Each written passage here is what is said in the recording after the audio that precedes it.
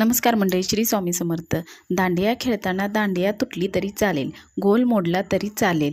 आम्ही गणपती आणि नवरात्रीमध्ये दांडिया गाण्याच्या शेवटच्या ठोक्यापर्यंत खेळणारच. दांडिया लवर.